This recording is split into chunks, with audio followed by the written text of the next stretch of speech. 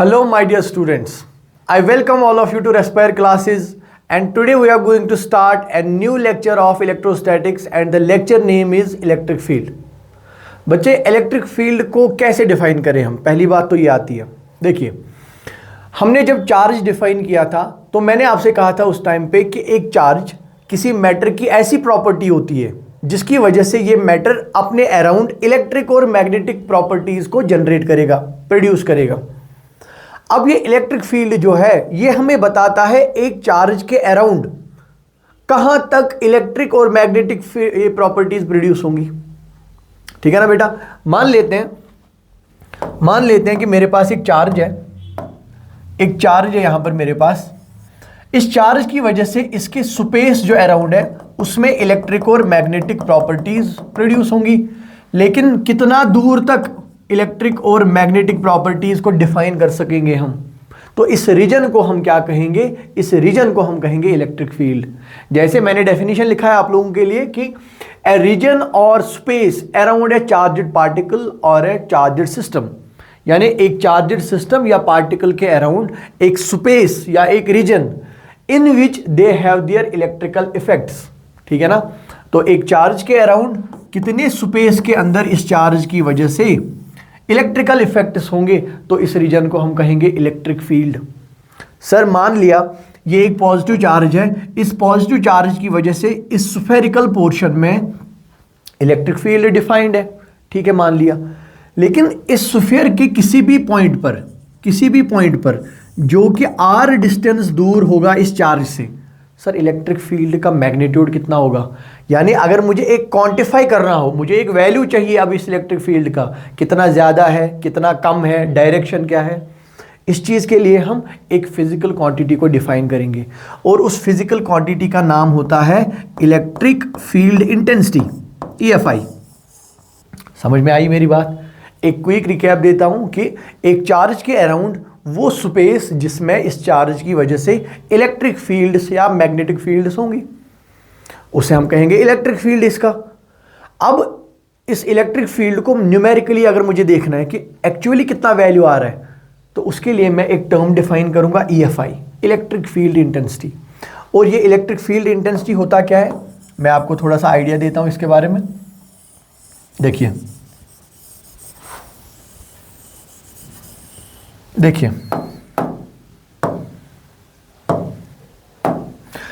बेटा, मान लेते हैं कि ये है हमारे पास एक, this is a system of charge, I call it system of charge. इस सिस्टम ऑफ चार्ज से r डिस्टेंस दूर एक पॉइंट P है यहां पर, और मैं आपसे पूछ रहा हूं कि इसकी वजह से यहां पर इलेक्ट्रिक फील्ड का वैल्यू कितना होगा, कितनी इलेक्ट्रिक फील्ड इंटेंसिटी होगी। तो how do we define it, see electric field intensity at a point is, it is electrostatic force at that point per unit test charge. Sir ये क्या मतलब हुआ, electrostatic force per unit test charge. देखिए क्या बेटा, यहां पर मैं एक छोटा सा चार्ज रखता हूं Q0 and I call this charge as test charge. एक छोटा सा चार्ज मैंने रख दिया इस पॉइंट P पर। अब अगर मुझे इस सिस्टम ऑफ चार्जेस की वजह से इस पॉइंट P पर इलेक्ट्रिक फील्ड इंटेंसिटी डिफाइन करना हो, तो मैं लिखूंगा electric field intensity is equal to इस पॉइंट पर कितना इलेक्ट्रोस्टैटिक फोर्स लग रहा है। तो हमें तो पता है अगर इसका चार्ज है कैपिटल Q, तो इस Q और इस स्मॉल q के बीच में कितना फोर्स होगा, K Q1 Q2 by R square, है ना। लेट अस सपोज कि मैं इस फोर्स को F वेक्टर से रिप्रेजेंट कर रहा हूं, डिवाइडेड बाई, अगर इस Q0 से मैं इसी फोर्स को डिवाइड कर दूं, तो this is what electric field intensity is. So if I have to define electric field intensity at a point P due to a system of charges, it is nothing but electrostatic force at point P on a test charge divided by test charge. ये रहा electrostatic force between system of charges and test charge divided by test charge. समझ में आई ये बात। अच्छा, ये electric field intensity क्या ये वेक्टर क्वांटिटी होगा? सर फोर्स तो वेक्टर क्वांटिटी है, force is a vector divided by a scalar, vector by scalar, it is a vector quantity. It is a vector quantity. So electric field intensity is a vector quantity. ये बेटा याद रखिए, general terms में हम electric field intensity को ही electric field बोलते हैं। अगर मैं आपसे पूछूं इस चार्ज की वजह से किसी पॉइंट पी पर कितना इलेक्ट्रिक फील्ड है, आप मान लेना कि मैं इलेक्ट्रिक फील्ड इंटेंसिटी के बारे में बात कर रहा हूं, ठीक है ना। जैसे मैंने आपसे कहा कि इलेक्ट्रिक फील्ड इंटेंसिटी जो है ये बराबर होता है at any point P it is equal to the force on a test charge at that point divided by test charge. तो इसका यूनिट क्या होगा, फोर्स का यूनिट तो होता है न्यूटन और चार्ज का यूनिट तो होता है कूलम। सो इसका यूनिट होगा न्यूटन पर कूलम, ठीक है ना। एक और यूनिट होता है इसका जिसको हम बोलते हैं वोल्ट पर मीटर, वोल्ट पर मीटर, ठीक है ना। ये जो वोल्ट पर मीटर है इस टाइम ये कब हम यूज करेंगे, when we define this electric field in terms of potential. You know, जब हम इलेक्ट्रिक फील्ड पोटेंशियल स्टडी करेंगे, there is a term that we call as electric field is negative gradient of potential. तो वहां पर बेटा potential का term आता है, इसीलिए पोटेंशियल का वोल्ट, तो ग्रेडियंट मतलब हो गया विद रिस्पेक्ट टू पोजीशन, तो ये मीटर उसका आ जाएगा। मैं आपको डिटेल के साथ वहां पर ये बता दूंगा। अगर मैं आपसे पूछूं इसके डायमेंशन क्या होंगे, आप कहोगे सर डायमेंशन जो है EFI के, लेट्स सी ये क्या होंगे। देखिए ऊपर है फोर्स, फोर्स होता है M1 L1 T-2 divided by, और ये चार्ज क्या होता है, चार्ज तो है Q is equal to IT, I मतलब करंट एंड T मतलब टाइम। तो इसका जो क्या डायमेंशन बनेगा बेटा, it will be M1 L1 T-3 I-1। This will be the dimensions for what, electric field intensity, ठीक है ना। I hope you got these points। अब देखिए बेटा कुछ पॉइंट्स मैं आपको इस इलेक्ट्रिक फील्ड इंटेंसिटी के बारे में बताना चाहूंगा, ये आप नोट कर लेना, ये आप नोट कर लेना। पहली बात ये कि अगर एक इलेक्ट्रिक फील्ड में मैंने एक चार्ज को रख दिया, मान लो I have a charge Q and I placed it inside an electric field. देखिए आप कंसिडर करो कि इस रीजन में एक यूनिफॉर्म इलेक्ट्रिक फील्ड मान लो, और इस पे मैंने एक चार्ज Q0 रख दिया, और ये जो इलेक्ट्रिक फील्ड है इसका मैग्नीट्यूड है E। मैं आपसे पूछ रहा हूं इस चार्ज Q पर कितना फोर्स लगेगा इस इलेक्ट्रिक फील्ड की वजह से। आप कहोगे सर इस चार्ज Q0 पे जो फोर्स लगेगा F, ये बराबर होगा Q0 multiplied by magnitude of electric field. तो फोर्स बराबर होगा Q0 multiplied by magnitude of electric field, ठीक है ना। समझ लेना इस बात को कि मैंने एक इलेक्ट्रिक फील्ड के अंदर एक चार्ज को रखा, ठीक है ना, तो उस पर कितना फोर्स लग रहा है इस चार्ज पे, Q टाइम्स E, यानी चार्ज कितना होगा इस पार्टिकल का, multiplied by the electric field. Sir ये तो मैग्नीट्यूड की बात हो गई, लेकिन डायरेक्शन क्या होगी, इस फोर्स की डायरेक्शन क्या होगी, इस फोर्स की डायरेक्शन बेटा it will depend on nature of the charge, it will depend on nature of the charge, nature of the charge। जैसे अगर मैं ऐसे मान रहा हूं डायरेक्शन ऑफ इलेक्ट्रिक फील्ड, और मैंने आपसे कहा कि ये Q0 पॉजिटिव है, ठीक है ना। यहां पे मैं लिखता हूं इफ Q0 इज पॉजिटिव, तो जो फोर्स की डायरेक्शन है ना बेटा, it will be in the direction of electric field, यानी जिस डायरेक्शन में इलेक्ट्रिक फील्ड जा रहा है उसी डायरेक्शन में फोर्स भी लगेगा। तो आई will right here in the direction of electric field, in the direction of electric field, in the direction of electric field. और अगर यही Q0 हुआ नेगेटिव, अगर ये Q0 हुआ नेगेटिव, तो इस पे जो फोर्स होगा it will be opposite to the direction of electric field, it will be opposite to the direction of electric field। ये बात बेटा आपने जहन में रख लेना, ठीक है ना। इसके बेसिस पे अभी एक बढ़िया सा क्वेश्चन आपको मैं दिखाऊंगा। चलिए point number 1 done. Point number 2 बेटा, ये जो इलेक्ट्रिक फील्ड इंटेंसिटी है EFI, जिसको हम कॉमनली इलेक्ट्रिक फील्ड ही बोलते हैं, इट follows superposition principle।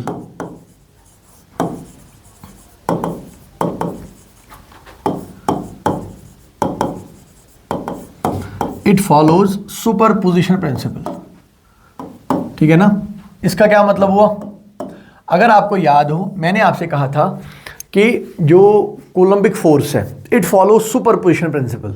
क्या मतलब था इसका कि एक चार्जड पार्टिकल पर बहुत सारे चार्जड पार्टिकल्स की वजह से जो फोर्स होगा वो इक्वल होगा vector sum of forces due to the individual charges. Same way में एक चार्ज की वजह से किसी पॉइंट पी पर अगर कुछ इलेक्ट्रिक फील्ड है E1, किसी दूसरे चार्ज की वजह से इस पॉइंट P पर है इलेक्ट्रिक फील्ड E2, किसी तीसरे चार्ज की वजह से इस पॉइंट P पर है इलेक्ट्रिक फील्ड E3, तो इस पॉइंट P पर जो नेट इलेक्ट्रिक फील्ड होगा it will B vector sum of all the electric fields by the individual charges. क्या मतलब इसका, अगर मेरे पास यहां पर एक चार्ज का सिस्टम है, इसकी वजह से मैं चाहता हूं इस पॉइंट पर इलेक्ट्रिक फील्ड कितना हो, यहां पर एक और चार्जड सिस्टम है, मैं चाहता हूं इसकी वजह से यहां पर कितना इलेक्ट्रिक फील्ड हो, यहां पर एक और चार्जड सिस्टम है, इसकी वजह से यहां कितना इलेक्ट्रिक फील्ड हो। ठीक है ना। अब अगर मैं चाहता हूं तीनों की वजह से कितना हो, तीनों की वजह से इस पॉइंट P पर कितना इलेक्ट्रिक फील्ड इंटेंसिटी होगा, सो it will be given by superposition principle. And superposition principle क्या कहता है, इस पॉइंट P पर मल्टीपल चार्जेस की वजह से जो इलेक्ट्रिक फील्ड होगा it would be vector sum of, देखिए बेटा, इसका इलेक्ट्रिक फील्ड होगा E1, इसका इलेक्ट्रिक फील्ड होगा E2, इसका इलेक्ट्रिक फील्ड होगा E3, तो net electric field eight point P कितना होगा, it will B vector sum, that is E1 vector plus E2 vector plus E3 vector sum of all the electric fields produces by individual charge systems. ठीक है ना। तो जो superposition principle use हो रहा था in case of Coulombic force, same use हो रहा है in case of electric field intensity. Okay, done. Another point I would like to share here is, अगर मैं चाहता हूं किसी पॉइंट पर, ये देखिए एक चार्ज सिस्टम, इस चार्ज सिस्टम की वजह से किसी पॉइंट पर, पॉइंट P पर कुछ इलेक्ट्रिक फील्ड होगा, बिल्कुल होगा। ठीक है ना। कितना होगा सर, वो होगा F डिवाइडेड बाई Q0। एक टेस्ट चार्ज को यहां पर रखो, वहां पर फोर्स कैलकुलेट करो, इस चार्ज सिस्टम और टेस्ट चार्ज के बीच में डिवाइडेड बाय टेस्ट चार्ज करो, यही होगा इलेक्ट्रिक फील्ड इंटेंसिटी। अब अगर मैं चाहता हूं कि इस पॉइंट P पर इलेक्ट्रिक फील्ड का वैल्यू चेंज हो जाए, तो what should I do, there are two possible cases. One is change the charge distribution,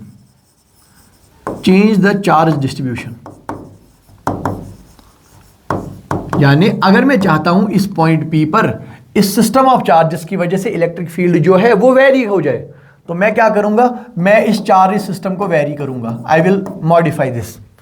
या दूसरा पॉइंट होगा कि ये जो इनके बीच में जो ये मीडियम है ना बेटा, I will change this medium. दूसरा होगा चेंज द मीडियम, यानी अगर मुझे किसी भी पॉइंट P पर किसी चार्ज सिस्टम की वजह से इलेक्ट्रिक फील्ड को वेरी कराना है, तो दो तरीके हैं हमारे पास। पॉइंट नंबर 1 क्या है कि मैं चार्ज डिस्ट्रीब्यूशन को ही चेंज कर दूं। दूसरा क्या है, मैं चार्ज डिस्ट्रीब्यूशन और पॉइंट P के बीच में जो मीडियम है ना, मैं उसको वेरी कर दूं। तो these are the two ways. ठीक है ना। I hope you got all these concepts. इतना काफ़ी है इलेक्ट्रिक फील्ड इंटेंसिटी के बारे में फिलहाल के लिए। चलिए, मैंने अभी आपसे कहा था कि एक बढ़िया सा एग्जाम्पल डिस्कस करेंगे हम। आई विल शो यू क्या है ये एग्जाम्पल।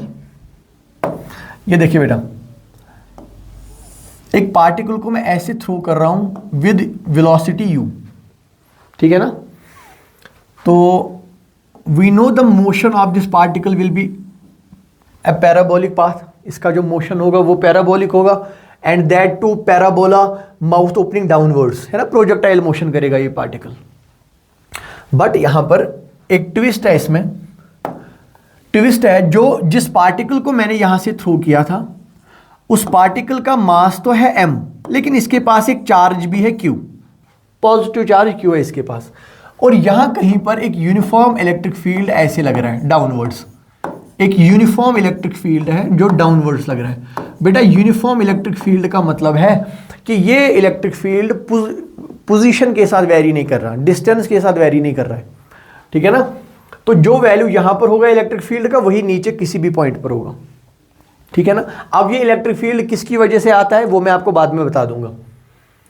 तो अभी मैंने इस पार्टिकल को क्या किया, इसको मैंने विद वेलोसिटी u थ्रो किया at an angle of theta.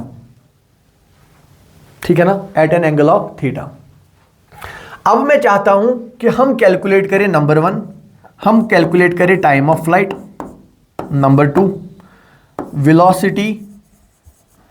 Velocity at H max, यानी मैक्सिमम हाइट पर वेलोसिटी क्या होगा, तीसरा एच मैक्स क्या होगा, और चौथा पॉइंट है बेटा रेंज कितना होगा, यानी हॉरिजॉन्टल रेंज कितना कवर किया होगा इस पार्टिकल ने। ठीक है ना बेटे, इंटरेस्टिंग क्वेश्चन लग रहा है। चलिए देखते हैं। अगर मैं कोई सा भी एक जनरल पॉइंट सिलेक्ट करूं, इस टाइम पर इस चार्जड पार्टिकल पे कितने फोर्सेस लग रहे हैं?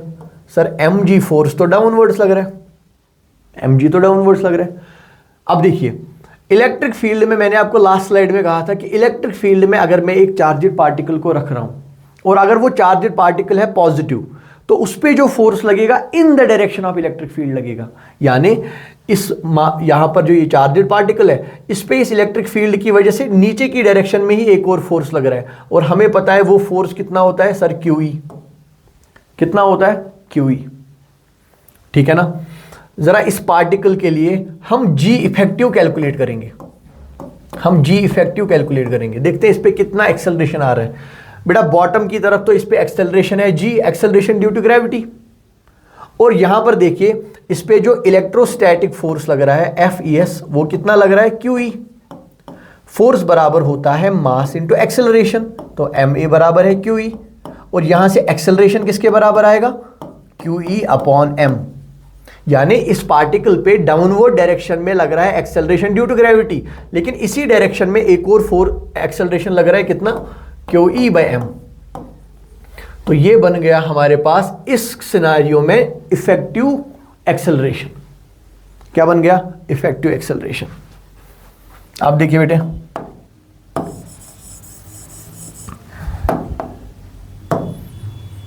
नाउ सी, पहली चीज जो हमें कैलकुलेट करनी है वो है time of flight. Time of flight क्या होता है? 2 times u sin theta by G, 2 times u sin theta by G. But sir इस केस में सिर्फ g नहीं लग रहा है, g इफेक्टिव लग रहा है, तो टाइम ऑफ फ्लाइट क्या बन जाएगा? g को रिप्लेस करो 2u sin theta divided by g, g की जगह क्या लिखेंगे? g plus QE by M। This is the answer.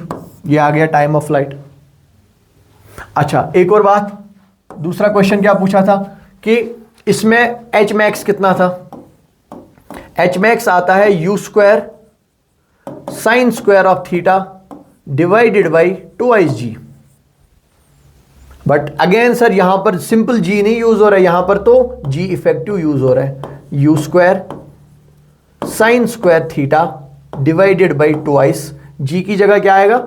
g की जगह आएगा g plus QE by M। समझ गए ना बेटे इस बात को भी?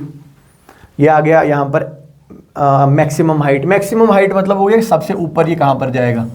ये रहा H मैक्स, ये रहा H मैक्स।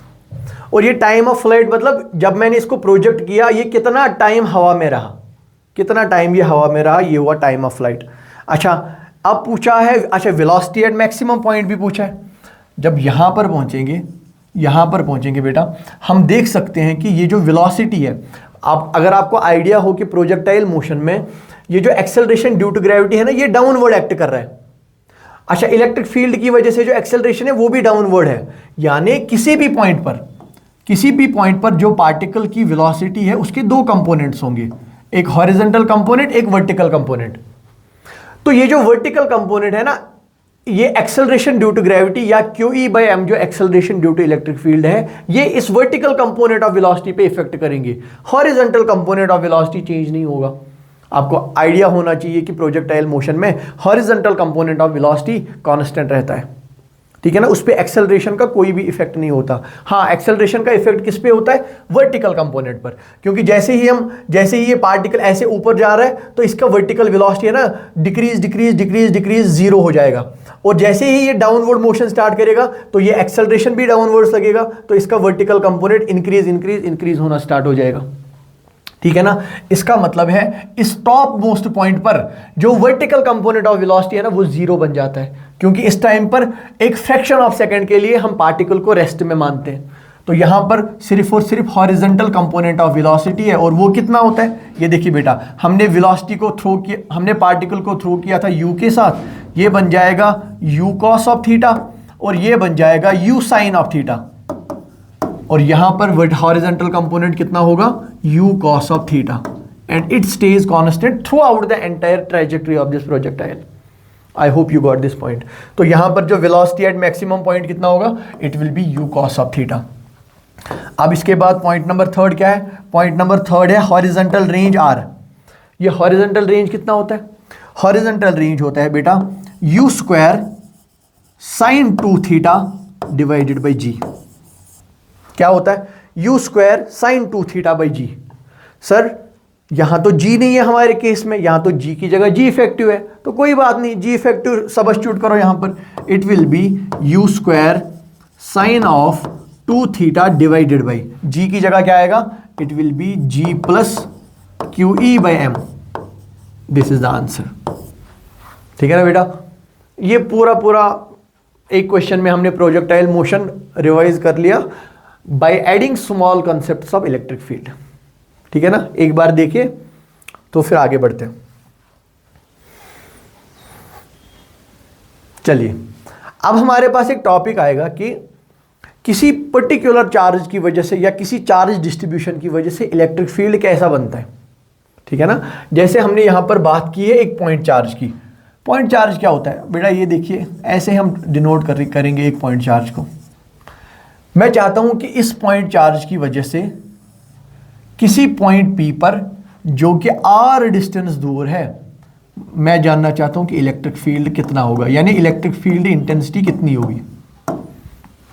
ठीक है ना, समझ गए ना कंसेप्ट को, कि एक चार्ज की वजह से मान लो यहां पर चार्ज है प्लस q, इस चार्ज की वजह से r डिस्टेंस दूर एक पॉइंट P है, उस पॉइंट P पर इलेक्ट्रिक फील्ड इंटेंसिटी कितनी होगी। जब हमने इलेक्ट्रिक फील्ड इंटेंसिटी डिफाइन किया था, मैंने आपसे कहा था हम इस पॉइंट P पर यहां पर एक टेस्ट चार्ज रखेंगे Q0। ठीक है ना, अब मुझे बताओ इस प्लस Q चार्ज और टेस्ट चार्ज के बीच में कितना फोर्स है। आप कहोगे सर फोर्स तो बराबर है कितना, K Q0 divided by r square, ये तो आ गया फोर्स। जब हमने इलेक्ट्रिक फील्ड डिफाइन किया था या इलेक्ट्रिक फील्ड इंटेंसिटी डिफाइन किया था, मैंने कहा था electric field intensity at a point P due to a charge Q is electrostatic force per unit test charge. ये रहा electrostatic force per unit test charge is Q0। देखिए क्या आया था electrostatic force, K Q0 divided by r square और divided by this Q0 and Q0 cancel out, so ये कितना आया KQ divided by r square, KQ divided by r square. ये रहा बेटा electric field at a point P due to a point charge, कितना आया KQ divided by r square. ठीक है ना, चलिए अगर मैं इसी को पहले तो मुझे बताइए डायरेक्शन क्या होगी इसकी। ये देखिए बेटा, ये पॉजिटिव चार्ज, ये Q0 भी positive will repel each other, so the direction of force will be like this. I call it radially outwards.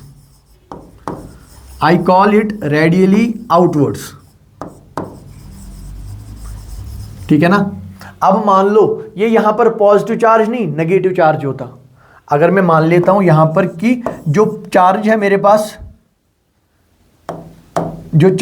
Pass Q, ये पॉजिटिव नहीं है नेगेटिव चार्ज है, और इस नेगेटिव चार्ज की वजह से किसी पॉइंट P पर जो कि r डिस्टेंस दूर है, यहां पर इलेक्ट्रिक फील्ड कितना होगा। आप कहोगे सर मैग्नीट्यूड तो यही रहेगा KQ divided by r square, लेकिन डायरेक्शन क्या होगी। ये देखिए बेटा, ये पॉजिटिव चार्ज इस टेस्ट चार्ज को अब अपनी तरफ अट्रैक्ट करेगा, so I will write radially inwards.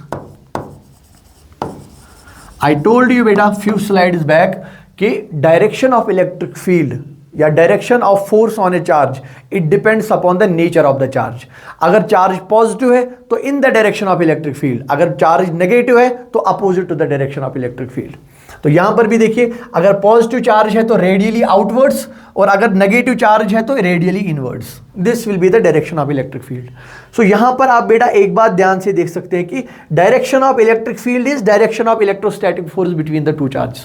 अब देखिए, ये प्लस क्यू चार्ज इस प्लस क्यू नॉट चार्ज को बाहर की तरफ पुश करेगा, तो डायरेक्शन ऑफ फोर्स तो होगा आउटवर्ड्स। यहां पर देखिए इलेक्ट्रिक फील्ड की डायरेक्शन भी रेडियली आउटवर्ड्स। यहां पर ये नेगेटिव चार्ज इस टेस्ट चार्ज को अपनी ओर खींचेगा, यानी इनवर्ड्स, तो direction of electric field is also radially inwards. I hope बेटे आप ये बात समझ गए होंगे।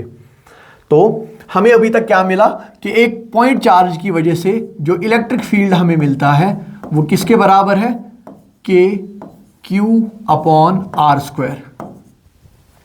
अब अगर मैं बेटा इसी इलेक्ट्रिक फील्ड को, since it is a vector quantity, अगर मैं इसको वेक्टर नोटेशन में लिखना चाहूं, देखिए मैंने आपको लास्ट लेक्चर में दिखाया था कि electrostatic force in vector form is K Q naught divided by R cube R vector. I hope you remember this thing. This is electrostatic force between two charges plus Q and Q naught when they are separated by a distance r in vector form। ठीक है ना। Wire मैंने आपसे कहा था, ये r vector क्या होता है बेटे, ये r वेक्टर एक ऐसा वेक्टर है जिसका टेल कहां पर हो, जिसका टेल इस q चार्ज पर है और जिसका हेड इस q नॉट चार्ज पर है। तो अगर मैं अभी इलेक्ट्रोस्टैटिक फोर्स या इलेक्ट्रिक फील्ड को यहां पर डिफाइन करूं in vector form, so it will be what, it will be obvious सी बात है f vector divided by q not.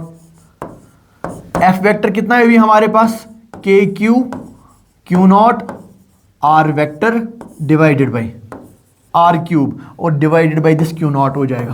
Q naught and Q naught will cancel out. तो हमारे पास जो electric field due to a point charge आया in vector form कैसे होगा, it will be K Q divided by R cube R vector.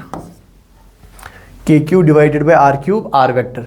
या इसको मैं कैसे लिख सकता हूं, इसको लिख सकता हूं मैं K Q divided by R square into R unit vector. मैं आपको ये बता चुका हूं यूनिट वेक्टर आर वेक्टर कैसे इंटर कन्वर्जन होगा। ठीक है ना बेटे, बहुत ही बेसिक से कंसेप्ट है ये कि इलेक्ट्रिक फील्ड को कैसे कन्वर्ट करेंगे इन वेक्टर फॉर्म। ठीक है ना। चलिए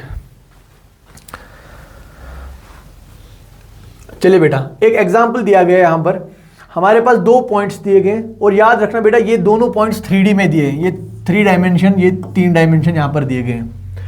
एक चार्ज दिया गया है यहां पर 2 माइक्रोकूलम। ये 2 माइक्रोकूलम कितना होता है, ये होता है 2 into 10 to the power -6 coulomb. 2 into 10 to the power -6 coulomb. अब 2 माइक्रोकूलम चार्ज से r डिस्टेंस दूर यहां पर ये एक पॉइंट है, और हम चाहते हैं कि इस पॉइंट पर बताइए इलेक्ट्रिक फील्ड कितना होगा। लेकिन इतना ही नहीं, हमें बताना है electric field in vector form. उसके लिए पहले बेटा हमें ये r वेक्टर, तो पहले तो r कैलकुलेट कर ले। r कैलकुलेट करने से पहले सबसे पहले r वेक्टर को कैलकुलेट करेंगे। देखिए बेटा, अगर हमारे पास 2 पॉइंट्स गिवन है ना, और मैं चाहता हूं कि इनके बीच में जो r वेक्टर होगा, पोजीशन वेक्टर होगा, वो कितना होगा। देखिए ये आ जाएगा 8 - 2। 8 - 2 होता है 6 i कैप।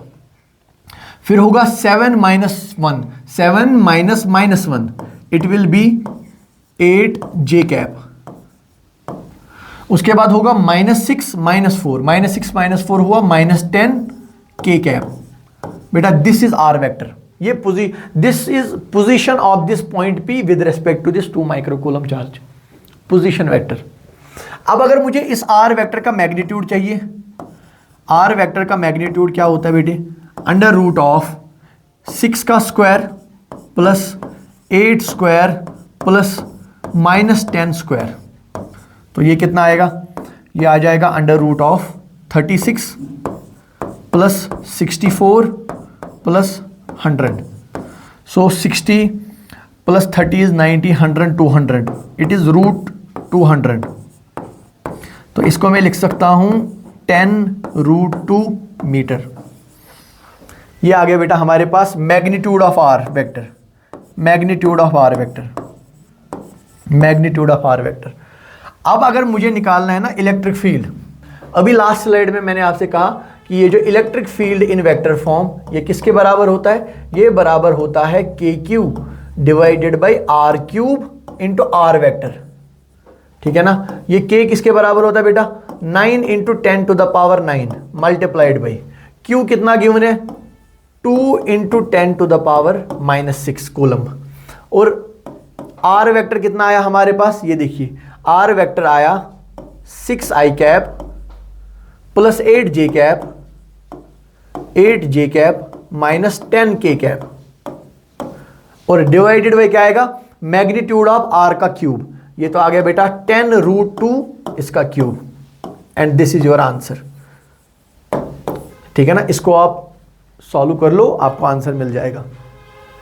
समझ गए ना कैसे यूज करते हैं this vector form. I hope you are getting the concept.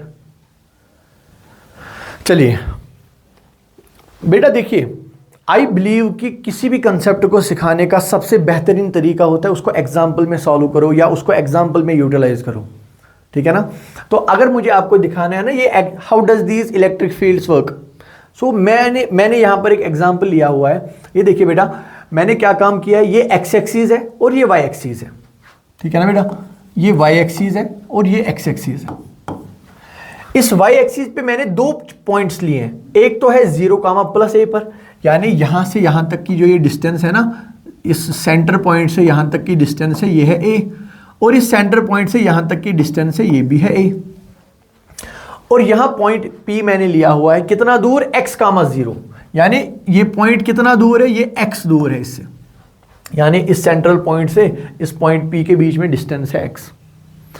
मेरा आपसे क्वेश्चन ये है कि मुझे बताइए इस पॉइंट P पर नेट इलेक्ट्रिक फील्ड कितना होगा इन 2 चार्जेस की वजह से। देखिए बेटा, यहां पर भी प्लस Q चार्ज रखा हुआ है, यहां पर भी प्लस Q चार्ज रखा हुआ है।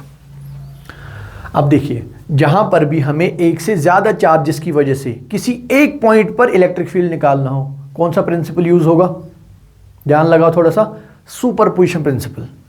देखिए बेटा कैसे क्या होता है बताइए बेटा, ये जो पॉजिटिव चार्ज यहां पर है इसकी वजह से यहां पर कितना इलेक्ट्रिक फील्ड होगा। देखो पॉजिटिव चार्ज है, यहां पर एक टेस्ट चार्ज रखा जाएगा तो रेडियली आउटवर्ड्स होगा ऐसे इलेक्ट्रिक फील्ड। ठीक है ना।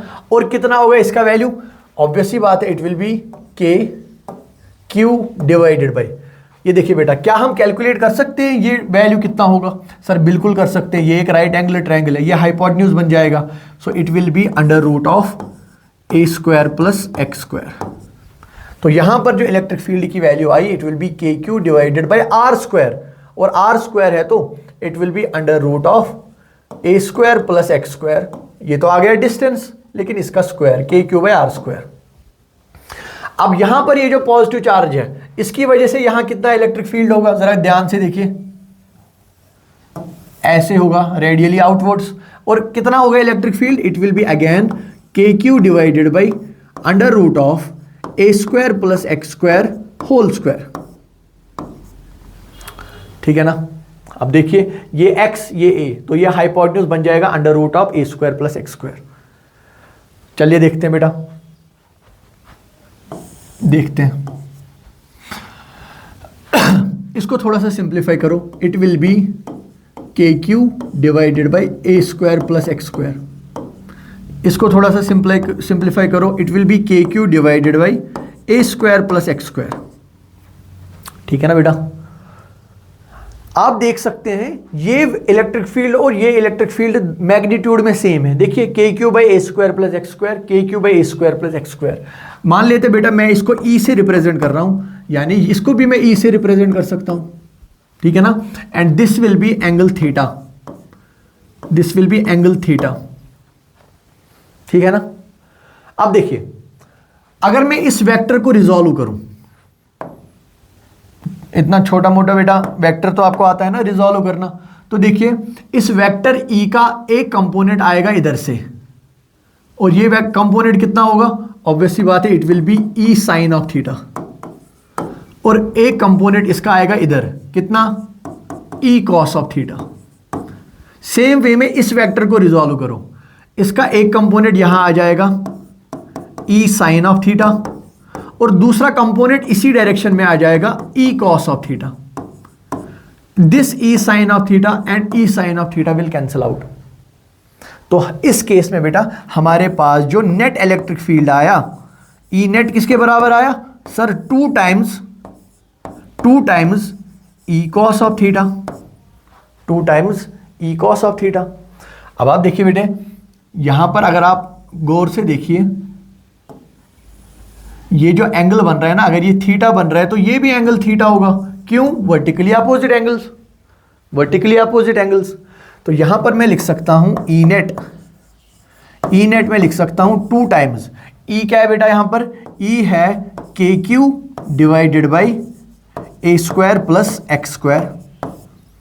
और ये कॉस थीटा कितना है, जरा बेटा इस ट्रायंगल में देखिए, इस ट्रायंगल को विजुअलाइज करो, visualize this triangle that I am representing in green.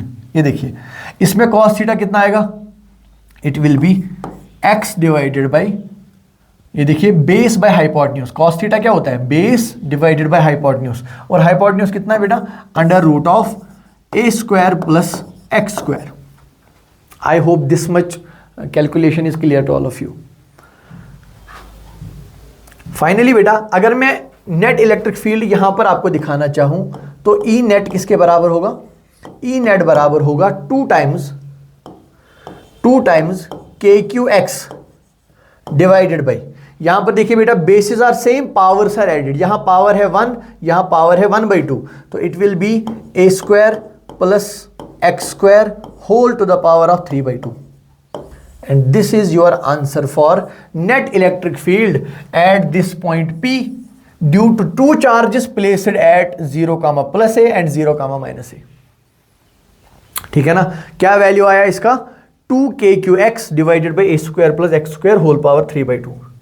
यहां पर देखिए बेटा क्या आया बेटा, ई नेट, ई नेट आ गया हमारे पास twice kqx divided by under root of a square plus x square, sorry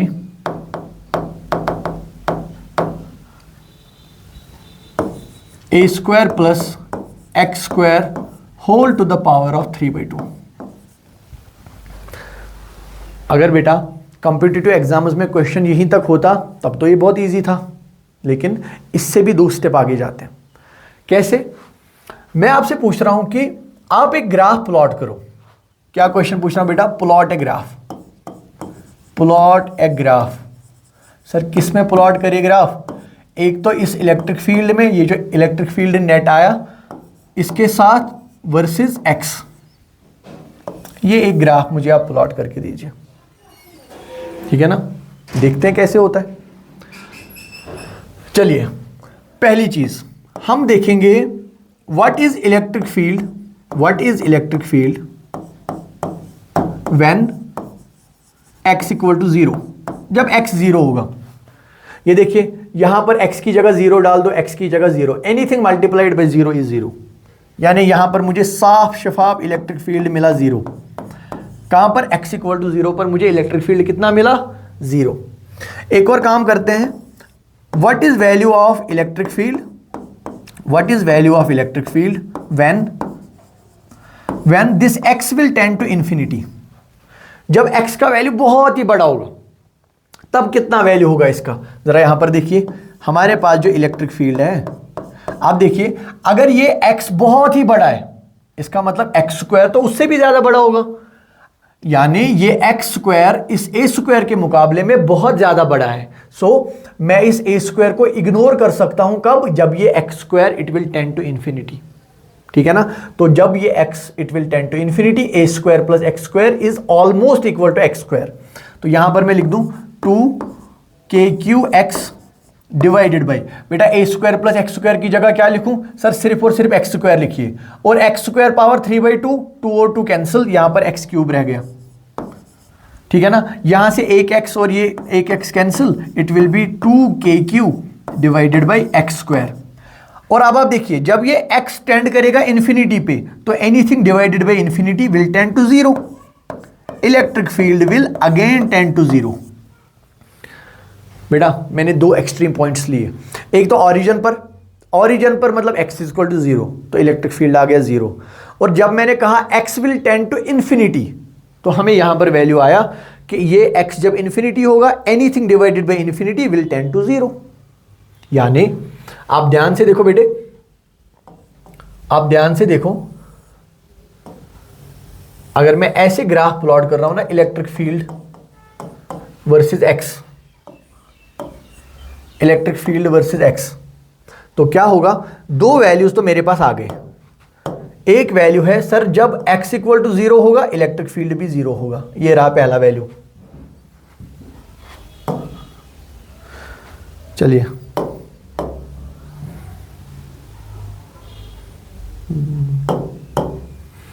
अब अगर x will tend to infinity, यानी हम इस एक्सट्रीम पॉइंट की बात कर रहे हैं यहां कहीं पर, तो इलेक्ट्रिक फील्ड फिर से जीरो के क्लोज ही होगा, it will again tend to 0। इसका मतलब समझ रहे हो आप बेटा कुछ? इसका मतलब होगा कि हमारे पास जो ये फंक्शन है ना इलेक्ट्रिक फील्ड का, ये x इक्वल टू 0 पर 0 है, x इक्वल टू इन्फिनिटी पर ये टेंड कर रहा है 0 पर, यानी जरूर बजरूर इसका कहीं ना कहीं पर कुछ मैक्सिमम वैल्यू आया होगा, फिर वापस जाके ये 0 की तरफ जा रहा है फिर से। यानी जैसे ही थोड़ा सा x बढ़ेगा इस इलेक्ट्रिक फील्ड का थोड़ा सा वैल्यू बढ़ रहा है, उसके बाद जब और ज्यादा वैल्यू बढ़ रहा है तो इस x का वैल्यू भी डिक्रीज हो रहा है, यानी किसी ना किसी पॉइंट पर इस पे एक मैक्सिमम आया होगा। और क्या हम किसी फंक्शन का मैक्सिमम वैल्यू निकाल सकते हैं? जरा ध्यान लगाओ, बिल्कुल निकाल सकते हैं। जस्ट अ सेकेंड, ये देखिए हमारे पास ये जो फंक्शन थी ना इलेक्ट्रिक फील्ड का E, ये किसके बराबर आया था? ये बराबर आया था 2kqx divided by a square plus x square whole to the power of 3/2। अगर मैं आपसे कह रहा हूं ना, मुझे आप बताइए कि किस पॉइंट पे या किस वैल्यू ऑफ x पर मैक्सिमम आया होगा, तो आप कहोगे सर ये तो बहुत इजी सी बात है, हम इस इलेक्ट्रिक फील्ड को डिफरेंशिएट करेंगे विद रेस्पेक्ट टू x और उसको इक्वेट कर देंगे 0 पर, तो जो इक्वेशन हमें मिलेगी उसको जब सॉल्व करेंगे हमें आंसर मिल जाएगा।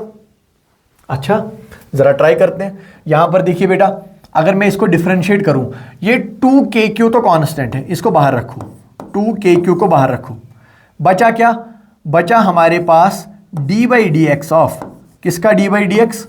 X divided by a square plus x square whole power 3/2, whole power 3/2। क्या आपको आता है a डिवाइडेड बाई b का डिफरेंशिएट करना? अगर नहीं आता है तो सीखो। देखिए बेटा, ये 2kq को बाहर रखो, ये कांस्टेंट है, देखिए कैसे डिफरेंशिएट करेंगे।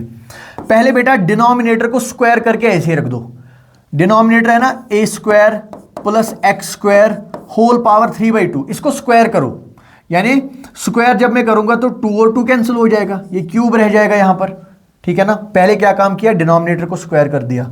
अब इस डिनोमिनेटर को ऐसे ही ऊपर ले आओ, जैसा ये है वैसे ही, a square plus x square whole to the power 3/2, और ये जो न्यूमरेटर में टर्म है इसका डिफरेंशिएट करो, differentiation of x with respect to x is 1, लिखने की जरूरत नहीं है, माइनस, ठीक है ना। अब क्या करेंगे बेटा, इस x को सीधा सीधा वहीं पे लिख दो। अब डिफरेंशिएट करो इस डिनोमिनेटर का, इसका डिफरेंशिएशन क्या होगा, we can treat it as x to the power n, ये होगा बेटा 3/2 a square plus x square, और ये होगा 3/2 माइनस 1, ये आ जाएगा 3/2 माइनस 1, और इसका इंटरनल डिफरेंशिएशन भी तो आएगा एक्स स्क्वायर का 2x, इंटरनल डिफरेंशिएशन भी तो आएगा 2x। आई होप बेटे आप ये समझ गए होंगे। और इसको इक्वेट कर दो 0 के साथ, इसको इक्वेट कर दो कहां 0 के साथ। अब इसको थोड़ा सा सॉल्व करो। देखिए बेटा, ये सारी टर्म है ना common, 2kq divided by a square plus x square cube, ठीक है ना, इसको इक्वेट कर दो 0 से, है ना, इधर पहुंचा दो, वहां क्या बच जाएगा, वहां बचेगा a square plus x square whole power 3/2 minus, यहां देखिए बेटा, यहां ये 2 और ये 2 कैंसिल हो जाएगा, तो ये बन जाएगा कितना, 3x स्क्वायर, 3x स्क्वायर, और मल्टीप्लाई में क्या है, a square plus x square, और ये कितना बन जाएगा, 3 minus 2 is 1, 1/2 to the power of 1/2, और ये किसके बराबर आ गया, 0, ठीक है ना। इस नेगेटिव टर्म को इधर ले जाओ, हमें मिलेगा a square plus x square whole power 3/2, किसके बराबर मिला, 3x square a square plus x square whole power 1/2। अब देखिए बेटा, ये जो टर्म है ना यहां पर, ये इसको मैं यहां डिवाइड में ले आता हूं, ये बन जाएगा a square plus x square whole power 1/2। ठीक है ना, कोई बड़ा मैथ नहीं यहां पे मैंने यूज किया। चलिए, in division when bases are same powers are subtracted, तो ये क्या बन जाएगा, बेस तो रहेगी a square plus x square और पावर में क्या रहेगा 3/2 माइनस 1/2। ये देखिए 3/2 माइनस 1/2, 3 माइनस 1 इज 2, 2/2 इज 1, तो यहां पर 1 रह गया, तो पावर में क्या रह गया यहां पर 1। तो ए स्क्वायर प्लस एक्स स्क्वायर किसके बराबर आया, 3x स्क्वायर के। इस ए स्क्वायर को उधर ले जाओ, we will get a square is equal to 2x square, और यहां से x का वैल्यू क्या आएगा, x का वैल्यू आएगा plus minus a divided by √2। x का वैल्यू मुझे क्या आया, plus minus a divided by √2। Sir इसका क्या मतलब हुआ, ये x का वैल्यू जो मुझे आया इसका क्या मतलब हुआ, इसका मतलब है इस x का वैल्यू जो है मैक्सिमम दो जगह पर आएगा, एक प्लस a/2 पर, एक माइनस a/2 पर। ठीक है ना, यानी अगर आप इस इक्वेशन में x की जगह डालोगे प्लस a/2 तो आपको पॉजिटिव एक्सिस पर मैक्सिमम मिलेगा, अगर माइनस a/2 डालोगे तो आपको नेगेटिव एक्सिस पर मैक्सिमम मिलेगा। चलिए वापस आते हैं इधर, यहां कहीं पर मैंने आपसे कहा था x पर भी 0, एंड पर भी 0, और बीच में कहीं पर मैक्सिमा, बीच में कहीं पर मैक्सिमा, और ये मैक्सिमा कहां पर आया हमें, ये मिला हमें x equal to a divided by √2 पर, a डिवाइडेड बाई √2 पर। बेटा हम ये वैल्यू भी निकाल सकते हैं कि maximum value of electric field कितना होगा, कैसे निकालेंगे अभी दिखाता हूं। अगर हम इस इलेक्ट्रिक फील्ड की इक्वेशन में x is equal two plus a/2 डाल दें तो हमें तो मैक्सिमम वैल्यू निकल जाएगा। जरा चेक करते हैं, ये देखिए बेटा, अगर इस इक्वेशन में मैं डाल रहा हूं यहां पर x की जगह a divided by √2, it will B 2kq, x की जगह क्या आएगा बेटा, a डिवाइडेड बाई √2, और यहां क्या बनेगा ब्रैकेट में a स्क्वायर प्लस x की जगह क्या आएगा बेटा a/√2, तो वो बन जाएगा a square by 2 whole power of 3/2। समझ गए ये बात, तो इसको थोड़ा सा सॉल्व करो, ये बन जाएगा 2, ये देखिए बेटा ये है ना 2 डिवाइडेड बाई √2, ये बन जाएगा √2k q a divided by, ये देखिए a square plus a square by 2, 2a square plus a square will be 3a square divided by 2 whole power 3/2, whole power 3/2। अब थोड़ा सा और सॉल्व करते हैं इसको, ये बन जाएगा √2 times k q a divided by, देखिए बेटा ये है ना यहां पर a स्क्वायर पावर 3/2 कितना हुआ, स्क्वायर और रूट कैंसिल, तो ये बन जाएगा a क्यूब को फिलहाल बाहर ले आओ, बचा वहां पर 3 टू द पावर 3/2। ये देखिए बेटा 3 टू द पावर ऑफ 3/2, क्या मैं ऐसे लिख दूं इसको, ये √3 टू द पावर 3 लिखा हुआ है, या इसको ऐसे लिख दूं, ये √3 लिखा हुआ है, √3 इंटू √3 होगा 3, तो इट विल बी 3√3। ठीक है ना, तो 3 पावर 3/2 किसके बराबर आया बेटे, 3√3, और डिवाइडेड में है 2, तो इसी लॉजिक से ये 2 कितना आ जाएगा बेटा, इट विल बी 2√2। यहां से देखिए एक a कैंसिल और यहां से एक कैंसिल, ये बन जाएगा 2, √2 इंटू √2 इज 2, 2 2s आर 4, तो ये बन गया 4kq divided by 3√3 a square.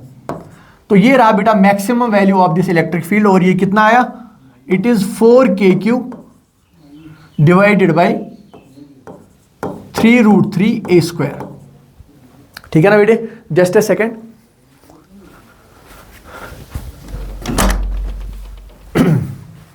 चलिए बेटा कंटिन्यू करते हैं। यहां से हमें maximum value of electric field भी यहां पता चल गया, और ये कितना आया 4kq divided by 3√3 a square. ठीक है ना, अब यहां पर एक और बात समझने वाली है, ये देखिए एक फाइनल बात है यहां पर, फिर हम कंक्लूड करेंगे इसको।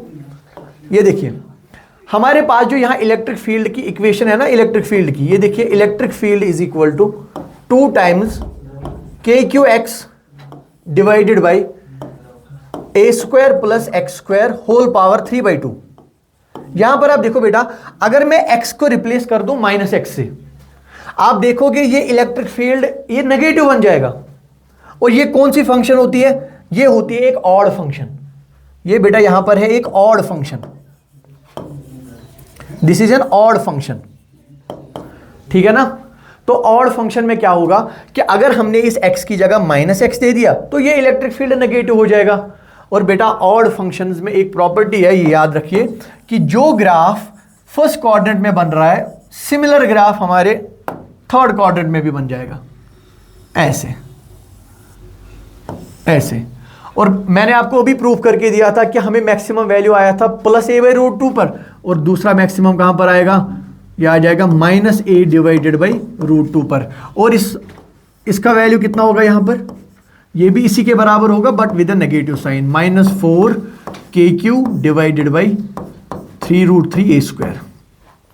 तो बेटा आई होप आपको ये क्वेश्चन समझ आ गया होगा। आराम से इसकी प्रैक्टिस करो। तो आज का लेक्चर हम यहीं पर कंक्लूड करेंगे। Thank you so much.